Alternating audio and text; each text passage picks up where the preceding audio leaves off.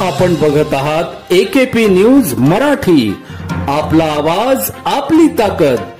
Subscribe करा, share करा, like करा। AKP news Marathi.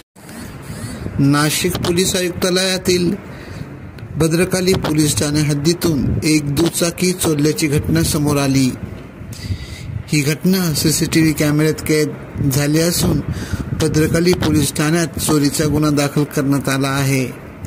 मिलिंद भाऊसाहेब काळे यांची दुचाकी क्रमांक MH15 DT ही नाशिकच्या जुनी तांबट लेन मध्ये उभी होती। दरम्यान एक अज्ञात तरुण तेथे आला। त्याने त्याच्या जवळच्या बनावट चावीने मिलिंद काळे यांच्या गाडीचे लॉक खोलून तो तरुण गाडी घेऊन पसार झाला। ही सर्व घटना सीसीटीव्ही कॅमेऱ्यात कैद झाली आहे। या प्रकरणी भद्रकाली पोलीस ठाण्यात गुन्हा दाखल करण्यात आला। दुचाकी चोरांनी शहरात उच्छाद मांडला असून या प्रकारामुळे वाहन चालक हैराण झाले आहेत। एकूणच नाशिकमध्ये वाढती गुन्हेगारी रोखण्यासाठी पोलीस प्रशासन अयशस्वी ठरल्याचे दिसून येत आहे। गुन्हेगारांना पोलिसांचा धाक उरला नसल्याचे चित्र शहरात दिसत आहे।